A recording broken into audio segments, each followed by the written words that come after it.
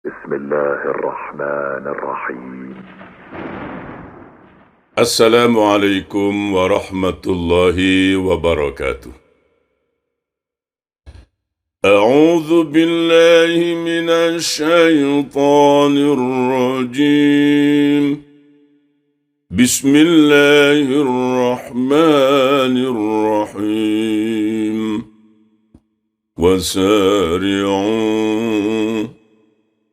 وسارعوا إلى مغفرة من ربكم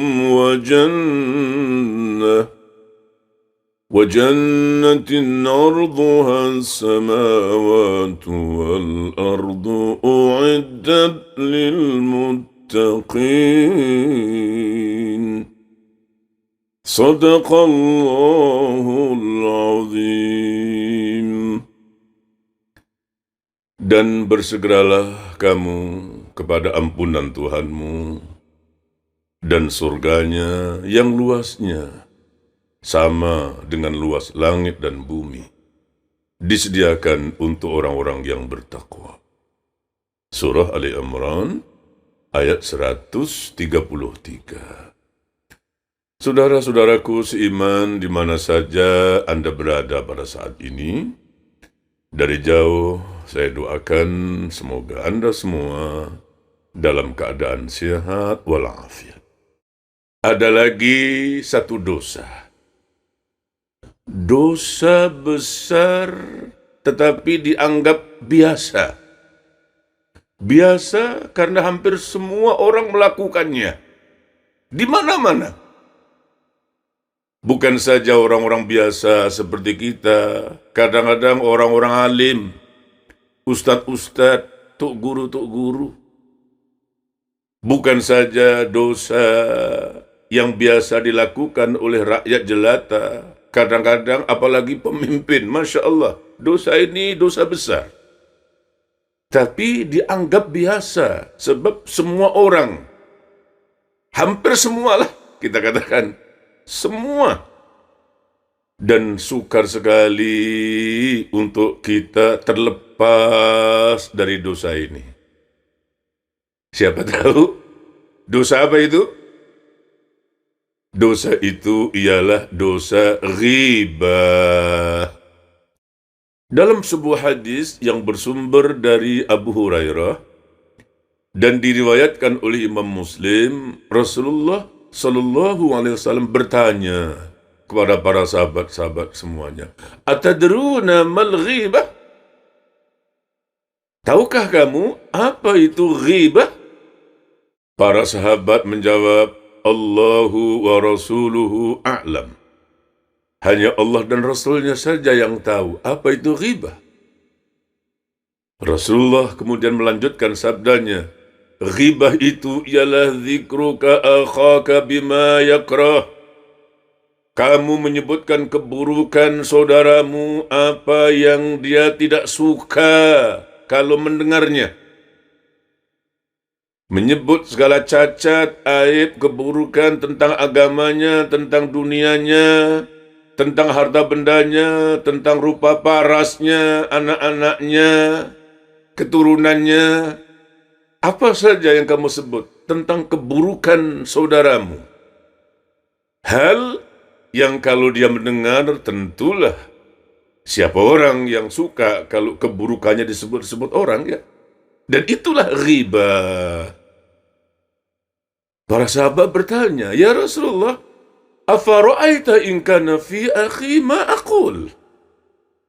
Bagaimana jikalau saya menyebutkan keburukan seseorang? Memang dia buruk. Saya katakan dia bodoh, memang dia bodoh. Saya katakan dia jelek, dia memang jelek. In kana fihi ma taqul faqad ightabtah. Jikalau engkau menyebutkan keburukan saudaramu dan memang ada pada dirinya keburukan itu, itulah yang disebut ghibah. Wa illam yakum fihi ma taqul faqad bahattah. Tetapi ketika engkau menyebutkan keburukan seseorang, sedangkan tidak ada pada diri orang itu, maka engkau telah berbohong atas namanya. Engkau telah memfitnahnya. Ghibah ialah menyebut keburukan, kesalahan yang ada pada orang lain. Apa saja pun kesalahan dan keburukan yang kita sebut. Cara orang ghibah ini pun bermacam-macam. Ada kalanya dengan lisan, ada kalanya dengan tulisan, ada kalanya dengan isyarat, ada kalanya malah kalau sekarang ini live, secara berkelompok. Ada kalanya menyebut individu seseorang, ada kala nama bangsa. Ini paling berat ini, ghibah seperti ini, menyebut satu bangsa, kena semuanya. Alasan ghibah itu pun macam-macam. Ada yang hanya karena iseng, kata orang, saja-saja. Ada yang memang karena dia dengki dengan orang yang dia ghibah itu. Ada kala karena melampiaskan kemarahan atau kegeraman, dan lain-lain sebagainya. Semua ini adalah ghibah yang dilarang dan hukumnya haram. Malah Allah menyifatkan dosa ghibah ini sama dengan memakan bangkai. Ayuhibbu ahadukum an ya'kula lahma akhihi maitan fakarihtumuh. Dosanya sama dengan memakan bangkai busuk.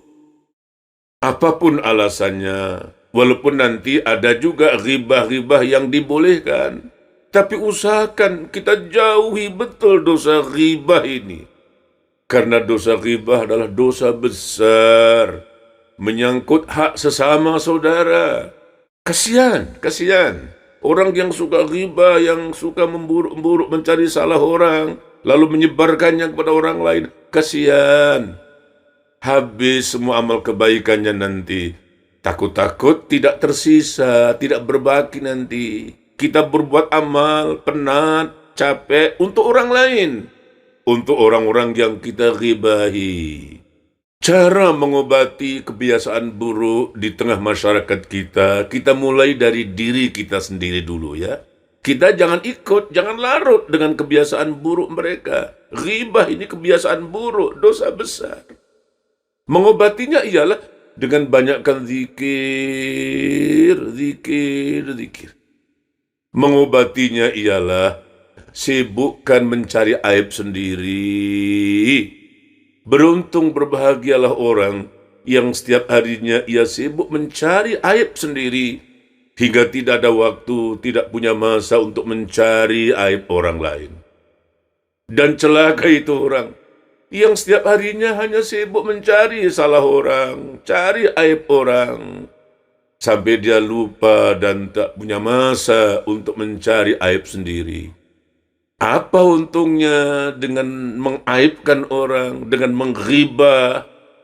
Untung tak ada, tapi rugi sudah pasti. Silap-silap, jangan-jangan amal baik kita nanti